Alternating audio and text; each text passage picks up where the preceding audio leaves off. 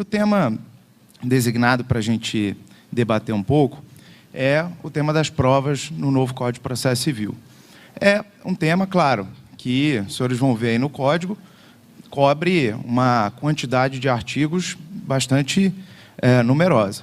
Então, evidentemente que a gente não vai, em 25 minutos, conseguir tratar de absolutamente todos os detalhes, né, mudanças pequenas e minuciosas que foram empregadas no novo Código sobre esse tema. A gente vai ter que, obviamente, escolher alguns temas principais e um pouco mais amplos, né, para tratar desse assunto com vocês.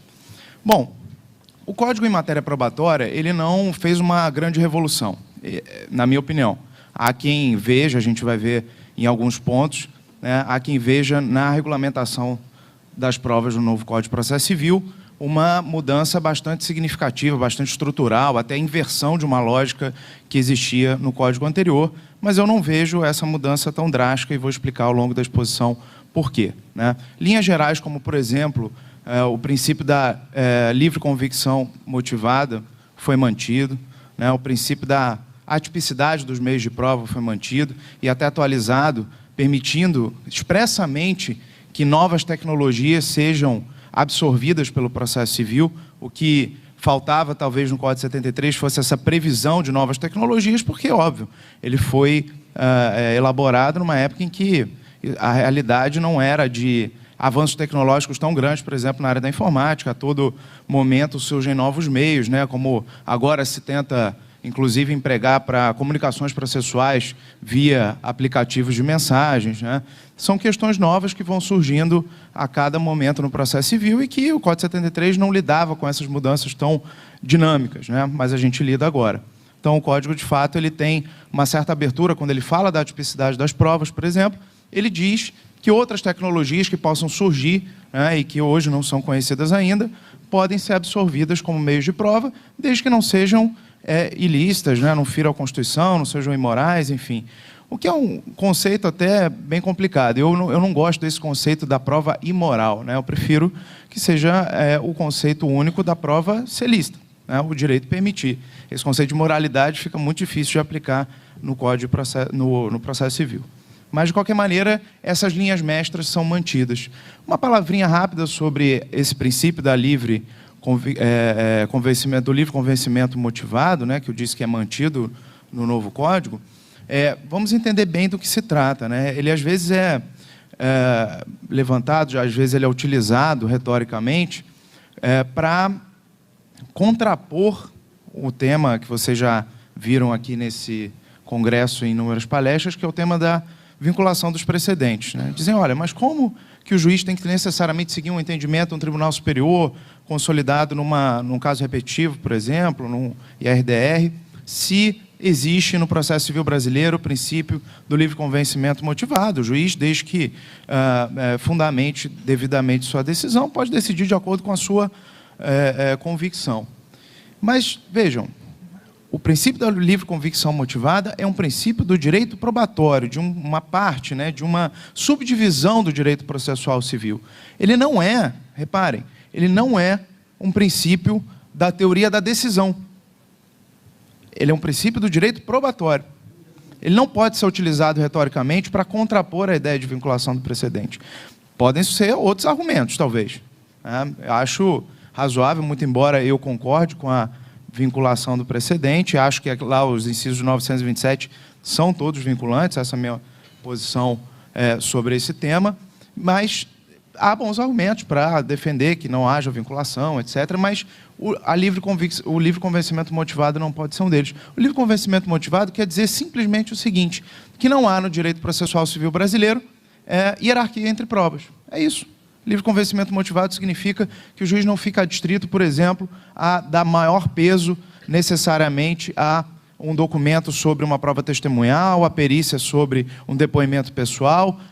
Isso como regra geral, evidentemente, porque há exceções, né, há provas necessárias, há questões que, levadas ao Poder Judiciário, exigem um determinado meio de prova. Como, por exemplo, quando se vai discutir propriedade, tem que apresentar, obviamente, o registro de propriedade, né? Quando se vai discutir, por exemplo, divórcio, tem que apresentar certidão de casamento. Enfim, há provas necessárias, sim, mas elas são excepcionais. O livre convencimento motivado, portanto, fica só nesse campo. Tá? Mas o que, então, que uma parte da doutrina vem dizendo que haveria de tão revolucionário, de tão substancialmente novo no regramento das provas no novo Código de Processo Civil? Claro, no nosso tempo aqui eu não vou fazer uma grande digressão histórica, nem de grandes sistemas, mas eu preciso só pontuar para vocês uma coisa. Existem dois grandes sistemas, do ponto de vista, inclusive, probatório, né? Dois grandes sistemas processuais no mundo ocidental, que são o sistema adversarial, muito peculiar do Common Law, dos países da Common Law, e existe o sistema inquisitorial, que é próprio dos países de Civil Law, direito romano-germânico, que é a nossa inspiração principal. O nosso sistema surge a partir do sistema, induvidosamente, do sistema romano-germânico, né, inquisitorial. No sistema adversarial, as provas são tratadas como... quem é o titular das provas? São as partes. As partes são as donas do processo, em geral, as donas do andamento do processo e as donas das provas. Então, a gente pode dizer que o sistema adversarial, o juiz tem um papel mais passivo, mais de observar e intervir pontualmente na condução do procedimento e na produção das provas. Esses dois pontos caracterizam muito a diferença entre o sistema inquisitorial e o adversarial. A forma como se trata a produção de provas, né? Se diz que as provas pertencem às partes ou as provas pertencem ao juízo. Isso é uma característica que diferencia fundamentalmente os dois sistemas. E por que diferencia na origem? Repito, vou tentar ser pontual aqui, não dá tempo de a gente fazer uma grande digressão histórica, mas diferencia pelo seguinte: o sistema adversarial ele foi criado, ele foi concebido para um julgamento, não por um juiz togado, concursado, formado em direito, etc. Ele foi concebido por um julgamento por um júri. Mas mesmo em matéria civil, mesmo em uma cobrança, uma disputa empresarial, sim. Na origem, o sistema adversarial foi concebido para o processo ser julgado por pessoas da mesma comunidade daquela pessoa que está discutindo no processo. Lembra da Magna Carta tinha isso, a gente sempre lembra da Magna Carta falando do devido processo legal, ninguém será privado dos seus bens ou da sua liberdade sem o devido processo legal, e na mesma frase diz um julgamento pelos seus pares. O julgamento pelos seus pares é a origem do júri, enfim, que lá é a regra, né?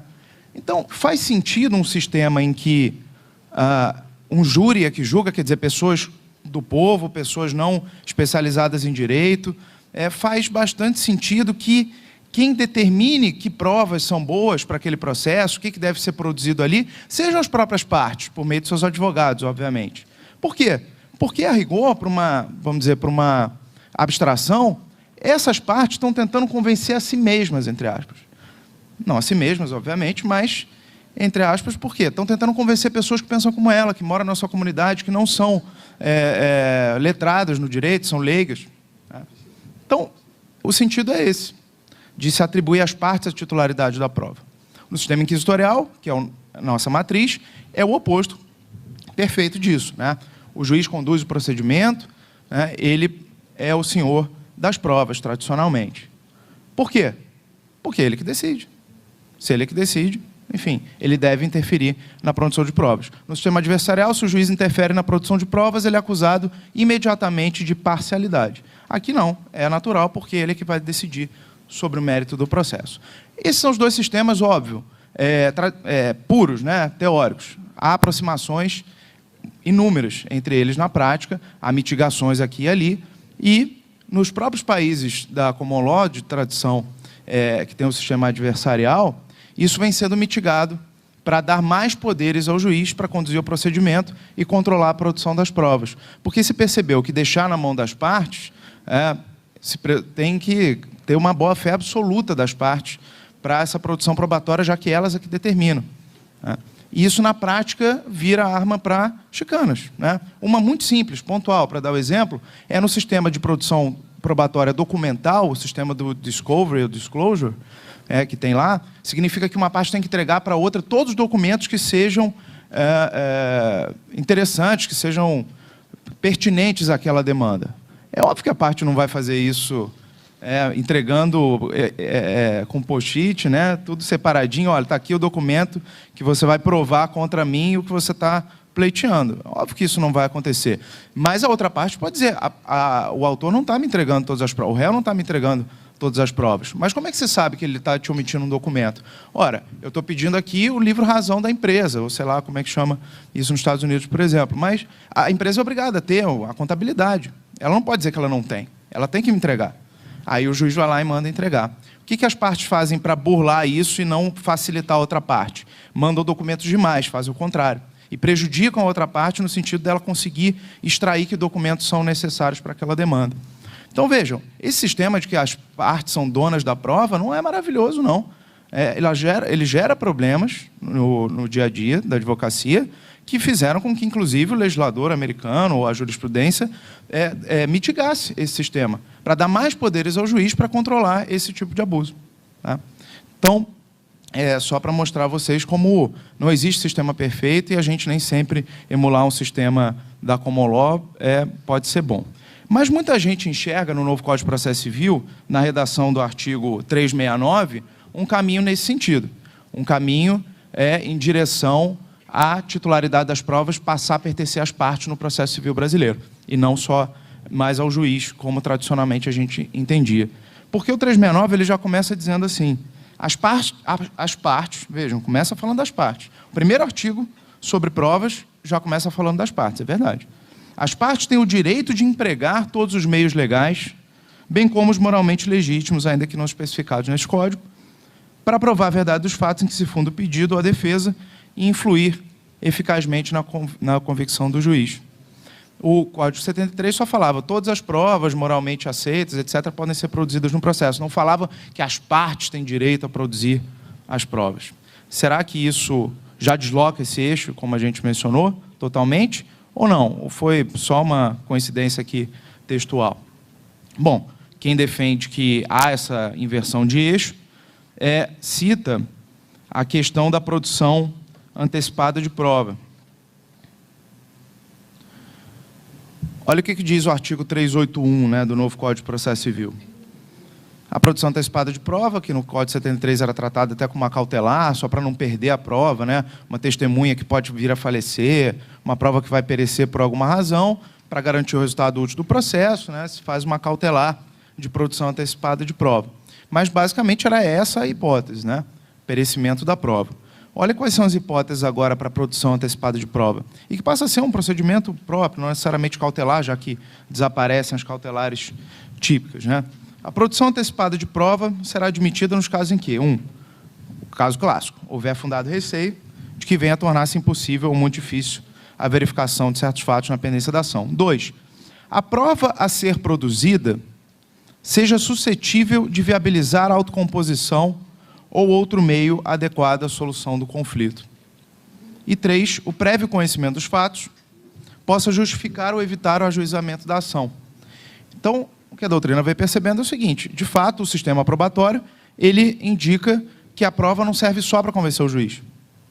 Ele serve também, pelo menos aqui na produção antecipada de prova, né, para evitar o conflito, para convencer o futuro possível autor da demanda principal de que ele não tem o direito, que os fatos que ele acha que aconteceram, a prova não vai indicar isso, mesmo que ele tenha convicção de que aconteceram daquela maneira. Mas, ao produzir a prova, ele vê que, enfim, a prova não vai ser suficiente para convencer o juízo e ele mesmo se convence de que aquela demanda não deve ser proposta, porque ele vai acabar perdendo, tendo o ônus da sucumbência, etc. Né? Ou até para permitir a autocomposição. Então, reparem, o que o Código criou foi um procedimento autônomo de produção antecipada de prova que pode ter como objeto apenas convencer o próprio autor ou fazer com que as partes consigam realizar um acordo melhor já com algumas provas produzidas em juízo. Então, de fato, existe sim um possível deslocamento dessa equação. Outro fator que também pode influenciar bastante nessa equação entre a quem pertence a prova, ao juiz ou às partes, é um tema que já foi tratado ontem no Palco Mundo, no principal, pelo meu amigo Antônio do Passo Cabral, que é o tema dos negócios jurídicos processuais. De fato, esse tema tem uma aplicação muito grande no sistema probatório, inclusive está aqui meu amigo Júlio Miller, que está estudando exatamente esse tema, e pode influenciar bastante nessa equação. Quais os limites que o artigo 190 do novo Código permite aplicar para o sistema probatório? Um exemplo muito claro, só um parênteses, há negócios processuais típicos sobre prova, como, por exemplo, o Código permitir expressamente a nomeação de um perito por acordo entre as partes, tirando essa prerrogativa do juiz. Então, esse é um negócio típico, não é um negócio extraído do 190, da cláusula geral do 190. É um caso expresso. As partes podem escolher o perito de comum acordo e o juiz perde, portanto, essa prerrogativa de nomear o perito.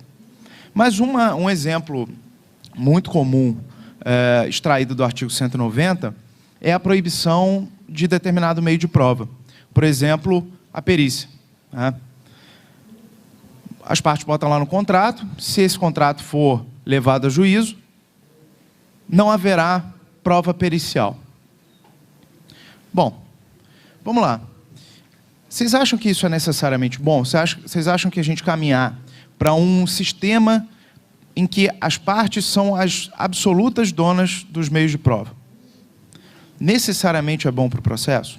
Será que essa liberdade completa e absoluta das partes no processo vai ser boa para o processo como um todo? Reparem, mesmo que a gente estiver discutindo um caso, ou analisando um caso A contra B, uma questão puramente patrimonial, duas pessoas maiores, capazes, etc., será que não remanesce, ainda que a gente tenha um deslocamento de tirar uma autoridade muito grande do juiz? É claro que o novo Código faz isso, mas será que fazer o exato contrário, pegar o pêndulo aqui de um lado e colocar para o outro, e eliminar qualquer sinal de interesse público no processo, vai ser bom para a nossa jurisdição? Quer dizer, a gente está pensando aqui em soluções para diminuir, todo mundo vem falando em todas as palestras, 106 milhões de processos que a gente tem. Isso vai ajudar de alguma maneira? Isso vai tornar a jurisdição mais efetiva? Será? Em cada processo, mesmo individual, A contra B, questão patrimonial, etc., não tem um interesse público em que aquela questão seja bem resolvida, para acabar com um conflito de verdade e não só vir uma decisão de um terceiro coercitiva e acabar com a discussão à força? Não existe interesse público em que um processo seja decidido em tempo razoável para que o juiz possa dar conta dos outros processos que ele tem na vara? Veja, o interesse público sempre tem no processo, não pode deixar de ter. A gente não pode ir para os extremos. A gente não pode ir para um extremo que o juiz é a autoridade absoluta e as partes não apitam nada, e também não pode ir para o extremo contrário, me parece. Então, esse tipo de negócio eu tendo a entender que não seria possível fazer, mas aqui fazendo uma ressalva de que eu sou opinião, pelo menos das pessoas que já publicaram sobre o tema e que vem sendo referência no tema dos negócios jurídicos processuais, eu sou minoria. A maioria que publicou sobre o tema entende que, por exemplo, esse é um negócio possível. Dizer que não haverá prova pericial, por exemplo. E o juiz chega, é o juiz que tem que decidir o mérito do processo, e entende que a questão é técnica. Eu não tenho como decidir, porque eu não entendo essa questão, porque ela é complexa, é técnica, não é jurídica, mas as partes disseram que eu não posso determinar uma perícia. E aí, o que eu faço como juiz? O problema é dele, eu sou advogado, mas me colocando no lugar do juiz. Eu não decido? Eu não posso, Tem a proibição do non-liquid, eu não posso deixar de decidir. Dizem os defensores dessa hipótese. Não tem problema, existe um mecanismo criado para isso, para evitar o non-liquid, que é o ônus da prova. O ônus da prova é, a gente vai abordar isso logo em seguida, uma técnica de julgamento. Inicialmente, pelo menos, ou de modo geral, uma técnica de julgamento.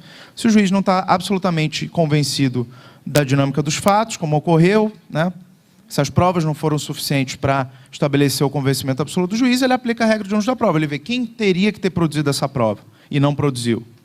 Vou julgar contra ela. Então, dizem, não tem problema. Olha, se as partes abriram mão da prova pericial, eu vejo de quem era o ônus e julgo contra ela. Será que é bom para o processo? Faço essa pergunta de novo.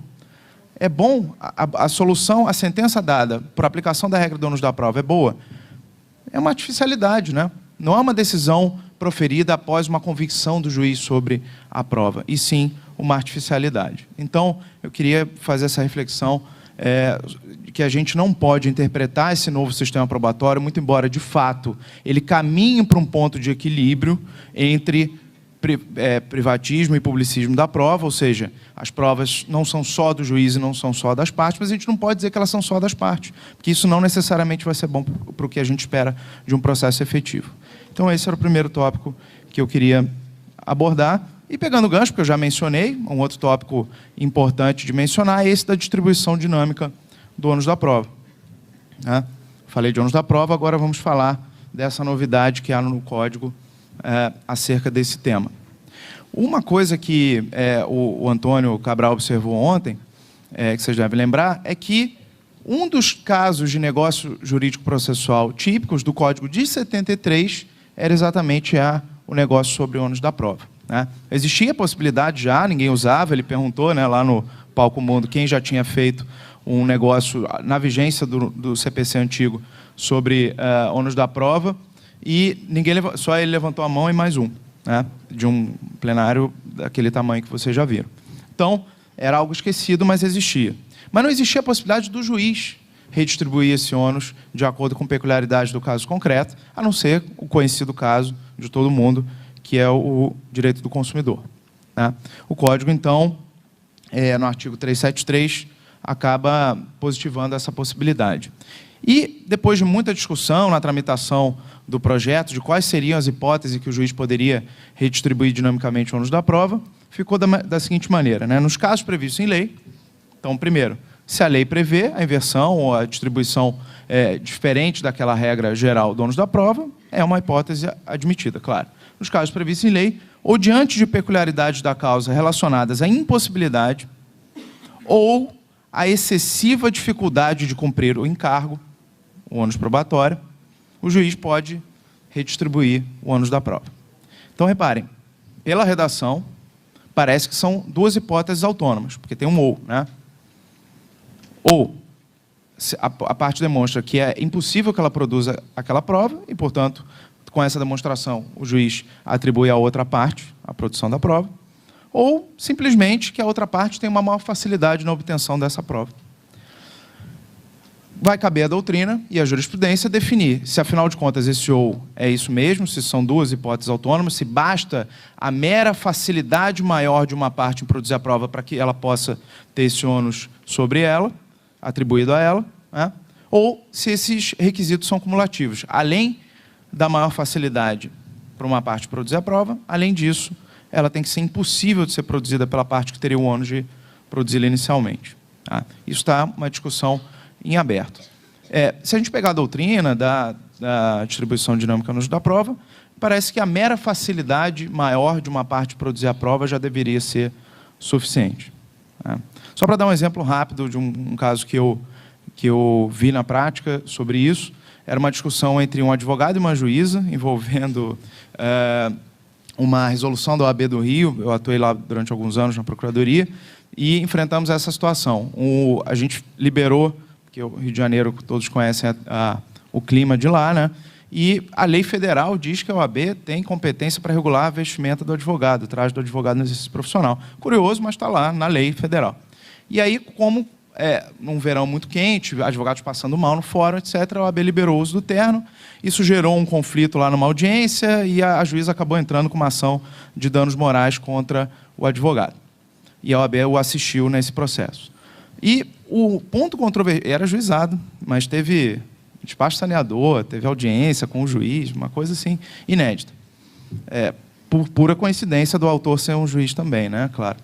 Mas um ponto controvertido, é até bem engraçado, para falar a verdade, porque a juíza dizia que o advogado não estava como a OAB dizia que ele tinha que estar, porque a resolução dizia que dispensava o paletó e gravata, mas que o advogado tinha que se vestir com roupa social, calça e camisas sociais. Mas ela dizia que ele estava com a camisa toda aberta e a manga dobrada e sem gravata. Ele dizia que ele estava de gravata, só sem paletó e com a camisa fechada. Por incrível que pareça, o ponto controvertido da demanda era saber se o sujeito estava com a camisa aberta ou não. E qual a prova que se produz sobre isso? A prova que se produz sobre isso a primeira coisa que me veio à cabeça é fita de vigilância do tribunal. Então, bom, quem é que pode produzir essa prova? Eu disse para o advogado, vai lá, não custa nada pedir, o não já tem, Vai lá no setor de segurança e pede a cópia da fita. Óbvio que eles não vão dar, mas pede por escrito, né? Pediu, foi negado, claro. Bom, a outra parte... E vejam, quem tinha esse ônus de provar? Quem é a autora da demanda? A juíza. Mesmo assim, o advogado correu atrás e demonstrou de antemão, porque eu já esperava uma surpresa nesse ponto, mesmo assim ele já demonstrou cabalmente que ele não tinha possibilidade de produzir essa prova. Concretamente, ele tentou, não conseguiu, foi negado. Vocês acreditam que na sentença o juiz inverteu o ônus da prova para dizer que cabia ao advogado provar que ele estava com a camisa fechada, e aí julgou contra ele e o condenou a R$8.000 de dano moral. Então, esse é um exemplo do que não fazer. É só pensar no contrário, né? É uma decisão radicalmente errada nesse aspecto da distribuição dinâmica do ônus da prova. Aqui, na verdade, deveria ter sido mantido a regra, porque não só era impossível a produção da prova para o réu, como era muito mais fácil para a juíza, que tinha autoridade naquele lugar, para produzir essa prova. Mas vejam, uma coisa que o Código inova bem é tratar a distribuição do ônus da prova não só como uma regra de julgamento, porque ela é, inegavelmente, uma regra de julgamento. Como eu falei, ela é para resolver um caso em que a prova não foi suficiente.